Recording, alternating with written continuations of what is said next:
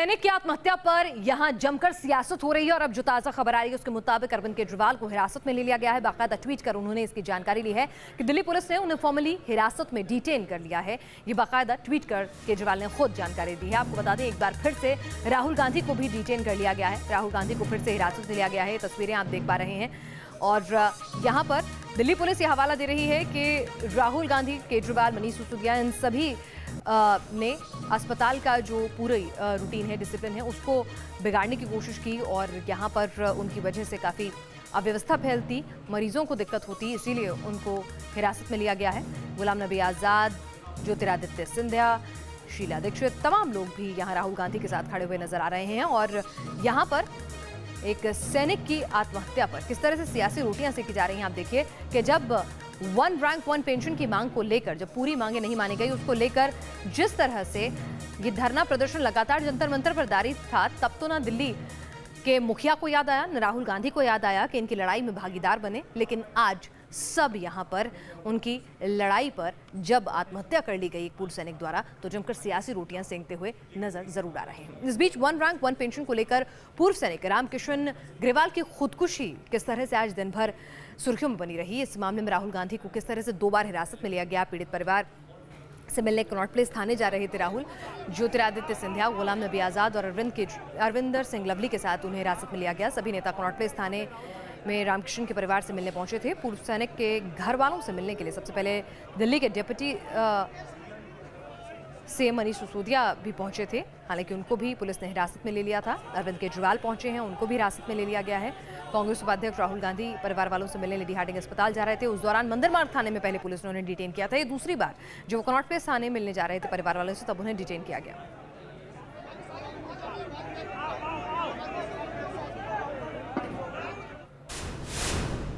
और उन्हें डिटेन किया गया है, एहतियातन हिरासत में लिया गया है अरविंद केजरीवाल और राहुल गांधी को। तो क्या कुछ कह रहे हैं वो, आइए आपको भी सुनवाते हैं। हमें अपने सेना के परिवारों से मिलने नहीं दिया जा रहा है। सर, आपको लगता है पहली बार इतिहास में, इस देश के इतिहास में हमें अपने सेना के परिवारों से नहीं मिलने दिया जा रहा है। कैसा हिंदुस्तान बनाया जा रहा है यहाँ? सैनिक को हमारे देश के अंदर आत्महत्या करनी पड़ रही है। प्रधानमंत्री जी कहते हैं कि ओआरओपी लागू कर दिया। सैनिक आत्महत्या कर रहे हैं ये कहते हुए कि ओआरओपी लागू करो। इसका मतलब प्रधानमंत्री जी देश भर में घूम घूम के झूठ बोल रहे हैं, सबको झूठ बोल रहे हैं कि ओआरओपी लागू कर दिया। अगर लागू हो जाता तो फिर रामकिशन जी को आत्महत्या क्यों करनी पड़ती?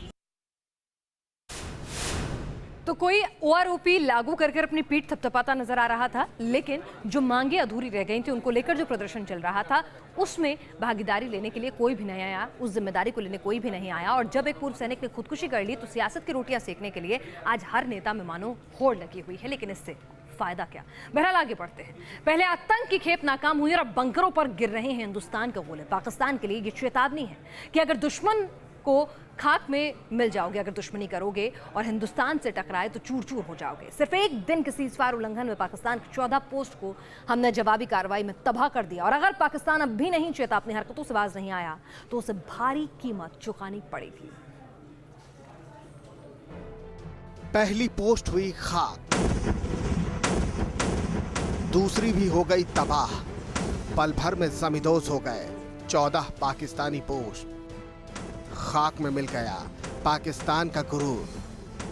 देख ले, समझ ले, और ऐसा ही अंजाम भुगतने को तैयार रहे पाकिस्तान। अगर सरहद पार से वो गोले बरसाता रहा तो यूं ही उसका एक एक जवान मारा जाएगा, यूं ही उसकी एक एक चौकियां तबाह कर दी जाएंगी। ये वीडियो बीएसएफ की ओर से जारी किया गया है। बताया जा रहा है कि 1 नवंबर को जब पाकिस्तानी रेंजर्स ने बेवजह गोले बरसाने शुरू किए तो बीएसएफ के जवानों ने उनके छक्के छुड़ा दिए।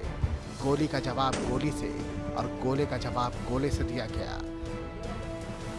बीएसएफ की जवाबी कार्रवाई में पाकिस्तान के 14 पोस्ट जमींदोज हो गए। बताया जा रहा है कि 1 नवंबर को पाकिस्तान ने जम्मू के रामगढ़, अरनिया और आरएसपुरा सेक्टर में सुबह 6:30 बजे से ही गोले बरसाने शुरू कर दिए और यह सिलसिला शाम 4 बजे तक चलता रहा। पाकिस्तान को सबक सिखाने के लिए बीएसएफ के जवान भी मुस्तैद थे और जवाबी कार्रवाई में पाकिस्तान को भारी कीमत चुकानी पड़ी। जिस सेक्टर से भी हमारे ऊपर फायर आया है, जिस पोस्ट से भी फायर आया है, उस पोस्ट के ऊपर हमारा पूरा जवाब दिया गया है। लगभग सभी पोस्टों पर उन्हें भारी नुकसान हुआ है, लेकिन हम ये बड़े स्पष्ट तौर से कह सकते हैं कि जो कल वाली फायरिंग थी उनमें 14 पोस्टों को उनके बहुत अधिक नुकसान हुआ है। इन तस्वीरों को एक बार फिर देखिए, इसमें पाकिस्तान की तबाही छिपी है, पाकिस्तान के जवानों की चीख दबी है। सरहद पार की इन तस्वीरों पर बीएसएफ के बम कहर बनकर बरस रहे हैं। पाकिस्तान को सीज फायर तोड़ने की भारी कीमत चुकानी पड़ रही है। कुछ इसी तरह बीएसएफ के जवान पाकिस्तानी रेंजर्स को मुंहतोड़ जवाब दे रहे हैं।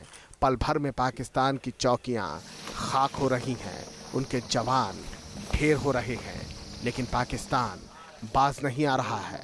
14 जो हैं वो घुसपैठ के प्रयास जो हैं अभी तक हो चुके हैं, जिनमें से 5 इस दौरान में हुए हैं। जहां तक सीज फायर या क्रॉस बॉर्डर फायरिंग का सवाल है, इस दौरान में तो कोई उसकी गिनती नहीं है। हर रोज जो है वो दिन में 3-3, 4-4 बार जो है उनकी तरफ से जो है क्रॉस बॉर्डर फायरिंग के प्रयास किए जा रहे हैं, जिसमें कि वायलेशन जो है इंटरनेशनल जो अंतर्राष्ट्रीय सीमा के जो नॉर्म्स हैं उसका वायलेशन किया जा रहा है उनकी तरफ से।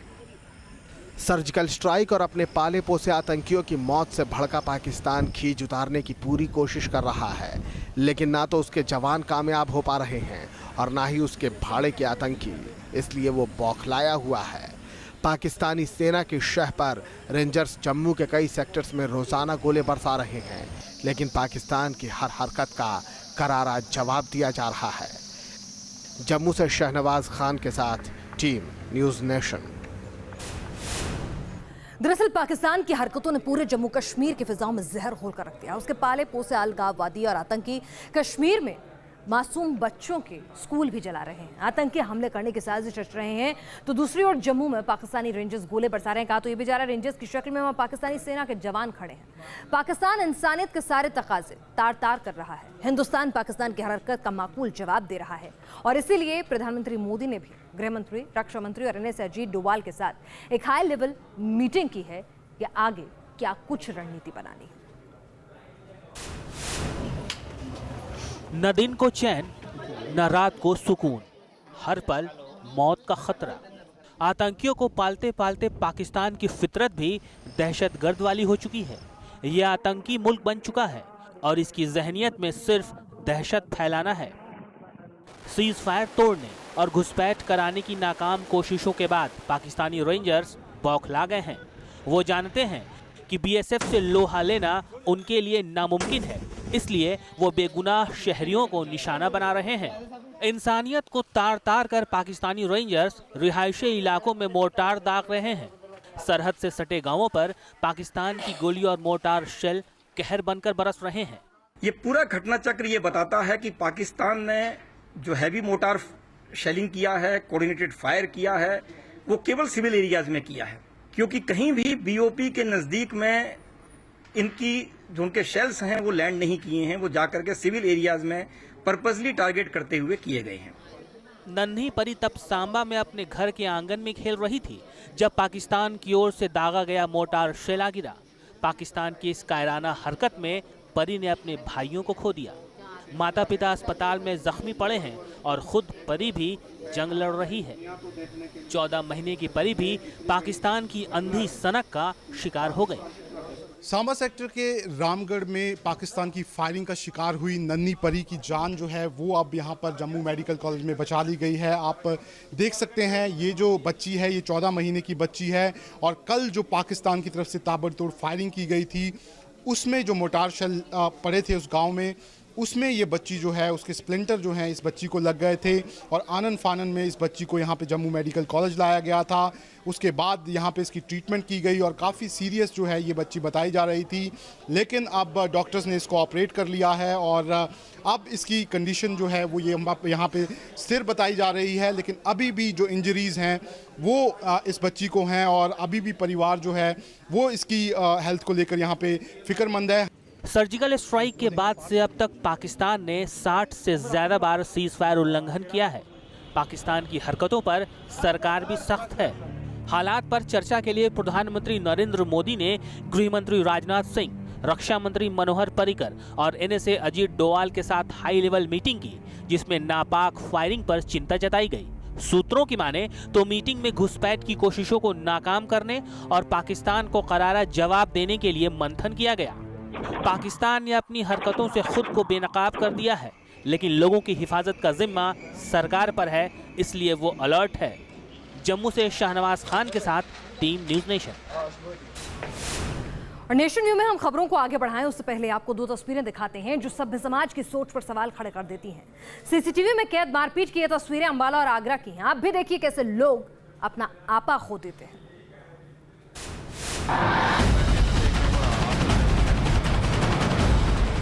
बीच सड़क पर हंगामा, सरेआम डंडों और तलवार से पीट कर किया अधमरा।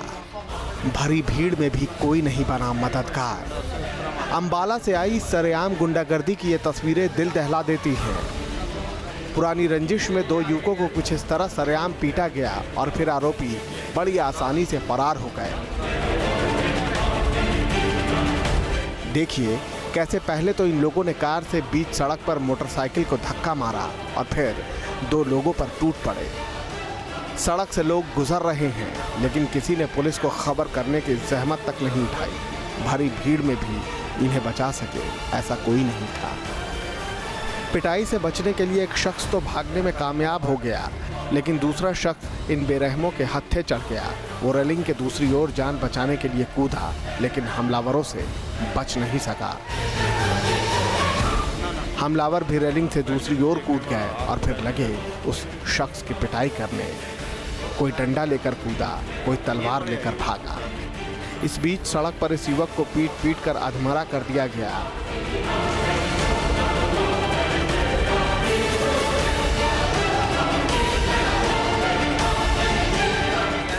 और बाद में आरोपी उसे तड़पता छोड़कर फरार हो गए। घायल शख्स का इलाज चल रहा है और पुलिस सीसीटीवी में कैद तस्वीरों के सहारे आरोपियों को ढूंढ रही है।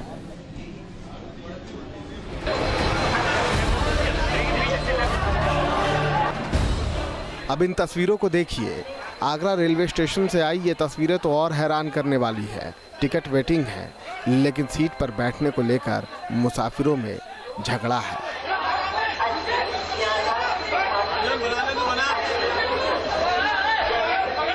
अजमेर सियालदा एक्सप्रेस में हो हंगामा इसी तरह होता रहा। मुसाफिर एक दूसरे से लड़ते रहे, एक दूसरे को गालियां देते रहे और रेलवे पुलिस और कर्मचारी चुपचाप तमाशा देखते रहे। Team news nation.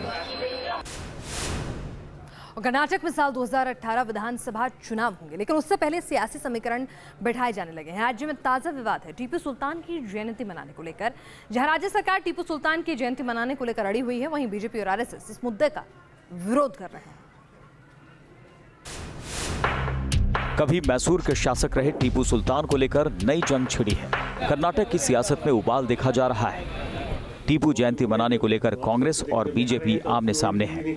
आरएसएस इस मुद्दे पर कई संगठनों के साथ विरोध प्रदर्शन करने जा रही है। दरअसल 10 नवंबर को मैसूर के शासक रहे टीपू सुल्तान की जयंती है।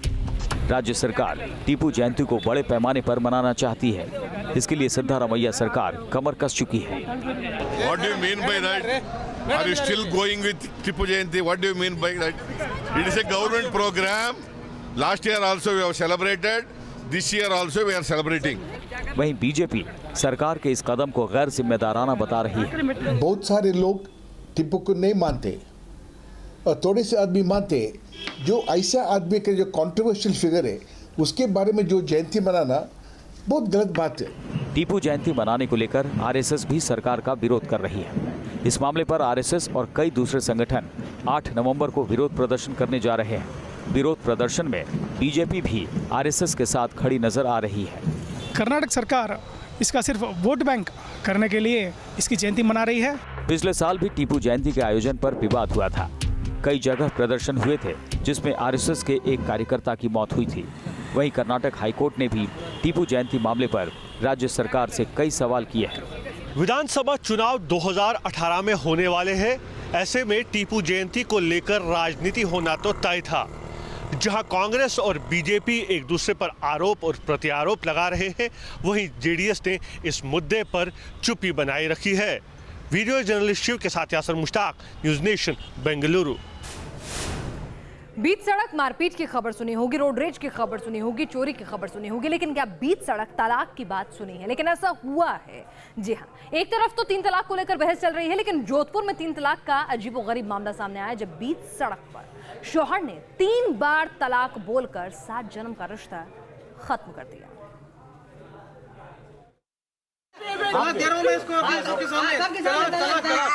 7 जन्म का रिश्ता 7 सेकंड में हलाक। बीच सड़क पर शौहर ने दिया तलाक, बीवी और बेटी को छोड़ा बेसहारा। बीच सड़क पर हो रहे हंगामे के बीच एक शख्स ने 3 बार तलाक बोलकर पत्नी को पराया कर दिया। बेसहारा महिला अब 2 साल की बेटी के साथ ससुराल के बाहर धरने पर बैठी है। तस्वीरें राजस्थान के जोधपुर की है। इरफान की शादी 9 साल पहले फरहा से हुई थी। 2 साल पहले फरहा ने एक बेटी को जन्म दिया। यहीं से उसके रिश्तों में खटास शुरू हो गई। फरहा के मुताबिक बेटी होने के बाद उसे मायके भेज दिया गया और जब ससुराल लौटने की कोशिश करती तो तलाक देने की धमकी दी जाने लगी। मेरी सास ने अंदर से आवाज लगाई, कौन है? मैंने बोला फरा, तो के फटाफट आई, दरवाजा बंद कर लिया कि कोई ज़रूरत नहीं तेरी, यहाँ से चली जा, हमें तो तलाक दे दिया, तेरी कोई ज़रूरत नहीं है कि तूने ये किया, तूने वो किया। मैंने कहा मैंने कुछ नहीं किया, मैंने माफ़ी मांग ली। मैंने कहा मुझे माफ़ कर दो, मैं आपके सामने हाथ जोड़ लूँगी, पापा है। फिर मेरी सास ने फ़ोन कर दिया इसके डैडी को कि इरफान जल्दी से पुलिस को फ़ोन कर दे, थाने चला जाओ, तो सबको पड़ोसियों को लेके आ। वहीं बीच सड़क बीवी को तलाक देने वाले इरफान ने फरहा पर मारपीट करने का आरोप मढ़ दिया। उसके मुताबिक फरहा 2 साल पहले बिना बताए मायके चली गई थी। घर में मेरे से रोज झगड़ा करती थी, मुझे मारती थी, कई बार मेरे पेट में लातें मारी है, उसके मेरे पास सबूत पड़ा है उसका। और मैं माँ बाप से ही बात नहीं करती थी, मेरी बहन से ही बात नहीं करती थी, और खाना भी ढंग से नहीं बनाती थी घर पे। मैं कोई काम भी नहीं करती, शादी को 10 साल हो चुके हैं। अरमानों के साथ ससुराल लौटने का ख्वाब देखने वाली फरहा के सारे सपने चूर चूर हो गए। वहीं 2 साल की ये बच्ची भी वालिद के प्यार के लिए दर दर भटक रही है। इसके बावजूद फरहा हार मानने को तैयार नहीं। वो 3 तलाक के इस नाइंसाफी के खिलाफ लड़ाई लड़ने के लिए कमर कस चुकी है। जोधपुर से प्रदीप जोशी के साथ टीम न्यूज़ नेशन। तो हर पहलू हर पक्ष के साथ ये थी देश की हर बड़ी खबर।